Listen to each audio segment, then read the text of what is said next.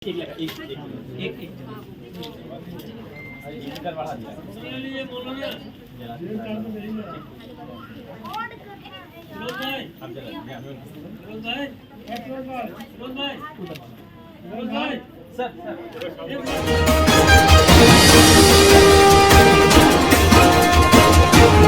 वर्तमान में जो है रोजगारों की संख्या और बेरोजगारों की संख्या, रोजगार की संख्या कमते जा रही है, बेरोजगारों की संख्या बढ़ते जा रही है। तो इन सब चीज़ों को लेकर जो है नोटिफिकेशंस वगैरह या एग्जाम से रिलेटेड जो भी सूचना होगा वो प्रसारित। देखिए, प्रधानमंत्री माननीय नरेंद्र मोदी जी का सीधा संवाद है कि जो भी वंचित तबका है उत्थान के हित में, तो उसको जोड़ने का प्रयास करेंगे। और इस अखबार में मुझे लगता है कि जो बेरोजगारी की समस्या है उसको समझते हुए जो देश ही नहीं बल्कि पूरी दुनिया बेरोजगारी के चपेट में है, तो उससे कैसे उभरे। आज हमारा ग्रोथ पूरी दुनिया में सबसे ऊंचा है, हम आर्थिक स्थिति में पूरी दुनिया में सबसे आगे हो रहे हैं, जनसंख्या में भी सर। और देखिए आगे जो बढ़ रहे हैं तो बेरोजगारी भी धीरे धीरे समाप्त हो रही है। अभी उदाहरण के तौर पर बेतिया में हमारे सांसद पूर्व प्रदेश अध्यक्ष डॉक्टर संजय जायसवाल जी जो बीजेपी के सांसद हैं, उन्होंने एक रोजगार मेला लगाया है। तो हमें लगता है कि उसी प्रकार से हमें जितने अपने इस राज्य के सांसद हैं वो सबके सब इसी तरह का प्रयास कर रहे हैं। भारतीय जनता पार्टी का विधायक, भारतीय जनता पार्टी का एमपी और भारतीय जनता पार्टी के प्रधानमंत्री का प्रयास है कि भारत जैसे देश में जो बेरोजगारी है वो समाप्त हो, और सिवाय भारतीय जनता पार्टी के और मोदी जी के कोई और बेरोजगारी समाप्त नहीं कर सकता है। और उस बेरोजगारी के समाप्ति के लिए आज जो इंडो गल्फ है, मुझे लगता है कि ये एक बीड़ा उठाया है, और हमको लगता है कि माननीय प्रधानमंत्री जी की जो इच्छा है वो पूरी तरह से इस अखबार के अंदर प्राप्त होगी। मेरा प्रयास होगा कि हम उसको हिंदी में छपने के पश्चात फिर प्रयास करें कि उर्दू में छपे। एक आखिरी प्रश्न सर, कि किसी भी अखबार के लिए उसका नामाकरण होना एक बहुत महत्वपूर्ण भूमिका निभाता है, और इस नामाकरण के ऊपर रोजनामा इंडो गल्फ है इसका नाम, तो इसके ऊपर इसका क्या आकर्षण रहेगा लोगों के? अभी हमारा भारतीय जनता पार्टी का संपर्क अभियान चल रहा है। हमने अभी बैठक किया है और उस बैठक में रखा है कि संपर्क का मतलब है जोड़ना।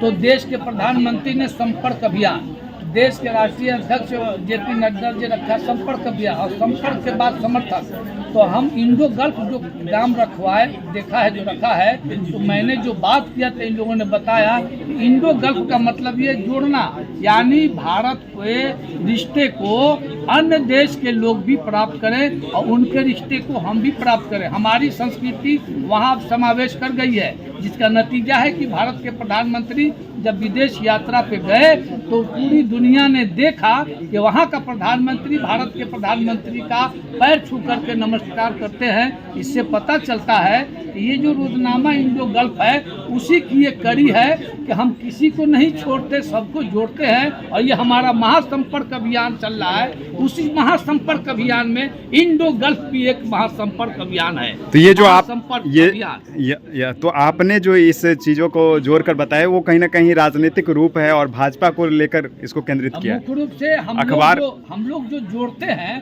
अब इसको कोई अगर कहे कि राजनीतिक एक प्रस्ताव है, आप जैसे लोग ये पूछेंगे तो मैं जवाब दूंगा कि ये महासंपर्क अभियान का एक पार्ट है जो आज इंडो गल्फ ने छलांग लगाया है। बहुत सारे विरोधियों के छाती पे दर्द का एहसास होगा, तो हम उसके लिए मरहम पट्टी का काम इसी से करवाएंगे कि हम तो भाई जोड़ते हैं, किसी को नहीं छोड़ते।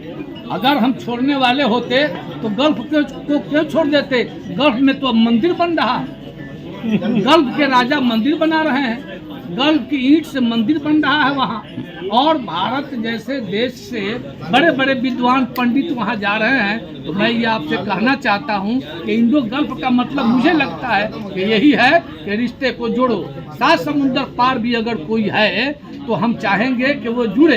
यही सपना देखा था दीनदयाल जी ने, यही सपना देखा था श्यामा प्रसाद मुखर्जी ने, जिसको साकार अटल जी किए और जिसको पूरी तरह से साकार हमारे देश के प्रधानमंत्री नरेंद्र मोदी जी कर रहे हैं कि इस देश के लोग 7 समुंदर पार से अपना संपर्क साधेंगे, रिश्ता जोड़ेंगे, किसी से रिश्ता नहीं तोड़ेंगे। इसी की एक कड़ी है इंडो गल्फ मुझे लगता है कि यहाँ से लेके वहाँ तक का रिश्ता जुड़ेगा और हम वहाँ की भी खबर छापेंगे। मक्का जैसे पाक, मदीना जैसे पाक स्थान पर जो कुछ होगा हम उसको भी छापेंगे। हम प्रयास करेंगे कि विदेश की भी न्यूज़ को यहाँ पर छापा जाए ताकि भारत के लड़के, नौजवान, महिलाएं वहाँ से सबक सीख लें कि देखिए भाई वहाँ क्या हो रहा है। हमारा देश संस्कृति वाला, सभ्यता वाला, विचार वाला है और हम लोग जिस पार्टी में हैं, जिस पार्टी के कार्यकर्ता ने आज ऐसी हिम्मत की है, मैं इनको मुबारकबाद देता हूँ। बहुत बहुत धन्यवाद सर।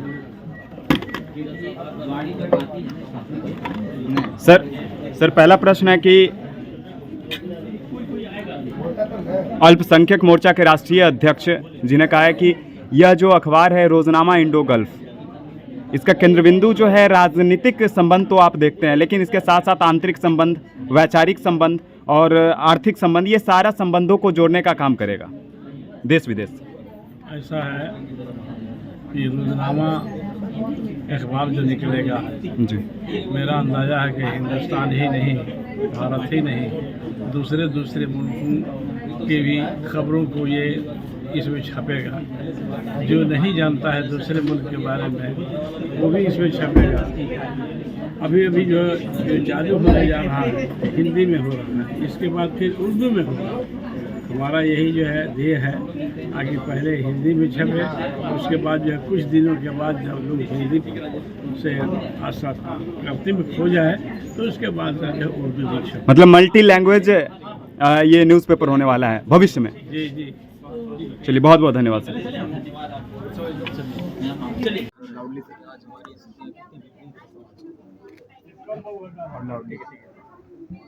समाज में स्थितियाँ इस समय बहुत विपरीत हैं, जैसा आप सभी जानते हैं।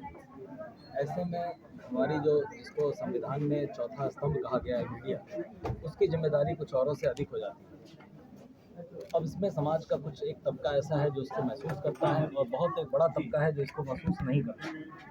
तो सरवर जमाल जी और भाई राजीव कुमार जी, आप लोगों ने ये साहस किया है कि आज के ऐसे दौर में जब कोरोना कालखंड के बाद से प्रिंट मीडिया के सामने एक बहुत बड़ा संकट है, बड़े से बड़े मीडिया हाउसेज जो प्रिंट को लेकर चल रहे थे उनके सामने संकट की स्थिति आ गई। ऐसे में राजीव कुमार जी ने, सरवर जमाल जी ने ये सोचा कि हम एक साहस करें, एक ऐसा काम करें कि जो वाकई हमारी जिम्मेदारी है उसका हम सीमित संसाधनों में योजनाबद्ध तरीके से उस पर्पज़ को पूरा करने के लिए हम उतरेंगे। और ये लोग आज उतर गए। ऑफिशियली इनका अखबार आज से लोकार्पित हो गया, रेगुलर छपेगा। तो सबसे पहले साधुवाद के पात्र तो राजीव कुमार जी हैं और सरवर जी हैं। इन विपरीत परिस्थितियों में डेली पेपर लेके वो भी प्रिंट मीडिया में आ रहे हैं, जहाँ के डिजिटाइजेशन के दौर में डिजिटल मतलब मीडिया जो है बेसिकली अब डिजिटल उसमें कन्वर्ट हो रही है। बड़े बड़े मीडिया हाउसेज भी भाग रहे हैं, इलेक्ट्रॉनिक मीडिया भी जा रही है, प्रिंट मीडिया तो पूरी तरह से कन्वर्जन के तौर पर है। तो ऐसे में इन लोगों ने प्रिंट मीडिया में आने का साहस किया। तो सबसे पहले तो बधाई मैं देना चाहूँगा सरकार को, राजीव को, कि बहुत बड़ा साहस का काम किया है। और रही बात ये कि वाकई अगर हम अपनी जिम्मेदारी पूरी कर पाते हैं तो ये बहुत बड़ा अपॉर्चुनिटी है हमारे लिए, क्योंकि समाज के समस्याओं को जितना बखूबी हम प्रशासन और सरकार तक पहुंचाने की स्थिति में होते हैं, अगर हम अपनी नैतिक जिम्मेदारियां पूरी करने लगे तो वाकई एक बहुत बड़ी समस्या का निदान हो सकता है, आम आवाम को बहुत बड़ी राहत पहुंचा सकते हैं। जरूरी नहीं कि हमारे ब्यूरोक्रेट्स और हमारे पॉलिटिशियंस ही इसके लिए कुछ महत्वपूर्ण अदा करें अपना रोल। इसमें बहुत बड़ी भूमिका हमारी मीडिया की और हम उसमें इनिशिएटिव नहीं ले पा रहे हैं, लेकिन अब सरवर जी और राजीव कुमार जी ने इनिशिएटिव लिया है। तो मुझे लगता है, मुझे पूरा विश्वास है कि इन लोग इसको भी निभाएंगे और इसके लिए मैं फिर एक बार इन लोगों को धन्यवाद देता हूँ। क्या लगता है सर कि जैसे कि और भी प्रिंट मीडिया है, क्या उसी तरह से आपका भी पेपर एडवर्टाइजमेंट से भरा पड़ा रहेगा या सिर्फ लोगों की बात सुनेगी? जैसे कि आपने देखा होगा आज जो भारतीय तंत्र है और किसी भी, हम लोग 30 साल का तो मेरा ही व्यक्तिगत अनुभव है बिल्कुल, कि आप देखेंगे कभी भी लोकार्पण जो होता है, लोकार्पित अंक होता है, उसमें भरा पड़ा रहता है। इवन कि किसी फेस्टिवल्स में आप देखिए स्पेशल जो इश्यूज आते हैं अखबारों में पूरा आटा रहता है, मोर देन 50% आपको विज्ञापन देता है। हमारे अखबार में जैसा आप देख रहे हैं राजकुमार जी का और सरवल जी का जो अखबार है, इसमें कहीं उतने विज्ञापन नहीं है। तो ये शुभ संकेत है कि हम उसको बहुत मुख्य धारा में नहीं ला रहे हैं और हम जिम्मेदारी का निर्वहन करने के लिए आए हैं। बहुत बड़ी भूमिका। 30 साल का तो मेरा ही व्यक्तिगत अनुभव है बिल्कुल, कि आप देखेंगे कभी भी लोकार्पण जो होता है, लोकार्पित अंक होता है, उसमें भरा पड़ा रहता है। इवन कि किसी फेस्टिवल्स में आप देखिए स्पेशल जो इश्यूज आते हैं अखबारों में पूरा आटा रहता है, मोर देन 50% आपको विज्ञापन देता है। हमारे अखबार में जैसा आप देख रहे हैं राजकुमार जी का और सरवल जी का जो अखबार है, इसमें कहीं उतने विज्ञापन नहीं है। तो ये शुभ संकेत है कि हम उसको बहुत मुख्य धारा में नहीं ला रहे हैं और हम जिम्मेदारी का निर्वहन करने के लिए आए हैं। बहुत बड़ी भूमिका होती है बयानबाजी और एक निष्पक्षता को लेकर, जनहित की खबरों को लेकर, तो इस पे क्या आप लोगों का जोर होगा देखिए, जैसा कि एक बहुत बड़ा अंतर तो पहले इसके पहले वाली लाइन में मैंने देख लिया कि जब विज्ञापन नहीं होगा तो हमारे पास स्पेस होगा, और स्पेस होगा तो हम उसको फुलफिल कैसे करेंगे? न्यूज़ से करेंगे। न्यूज़ से करेंगे तो उसके बाद फिर बात आती है कि कौन कर रहा है, उसके ऊपर व्यक्त कर रहे हैं राजीव कुमार, व्यक्त कर रहे हैं सरवर कुमार, और उनका बैकग्राउंड अगर जरा भी इंस्टिंक्ट वाइज पत्रकार नहीं होते या मीडिया के प्रति उनकी जिम्मेदारी नहीं होती तो नहीं आते, आज की डेट में तो नहीं आते। अभी भी जान रहे विपरीत परिस्थितियाँ में बार बार क्या प्रिंट इंडस्ट्री के लिए बहुत बड़ा क्वेश्चन मार्क है आज। ऐसे में अगर ये आ रहे हैं तो निश्चित इनका कुछ ना कुछ रीज़न क्लियर है, और विज्ञापन कोई जब विज्ञापन नहीं होगा तो स्पेस होगा राजीव कुमार जी। ओके। क्या राजीव सर, क्या लगता है कि इस डिजिटल दौर में आपने प्रिंट मीडिया शुरू करने का साहस किया, इस पे आपको क्या लगता है? कितनी बड़ी रिस्क ली है या फिर एग्जिस्ट करना कितना मुश्किल है? जब हम सोशल वर्क के लिए आते हैं सबसे बड़ी रिस्क नाम की चीज़ नहीं होती है। हम एक सोसाइटी का जो नीचे लेवल का न्यूज़ है ऊपर लेवल का कैसे लेके आया जाए, कैसे हम समाज की सेवा कर सकें, ये सोच लेकर हम आए हुए हैं, न कि एज बिजनेस मैन करता है। इसलिए इसके बाद किसी चैलेंज का कोई सवाल ही नहीं उठता है कि विपरीत परिस्थिति है तो आप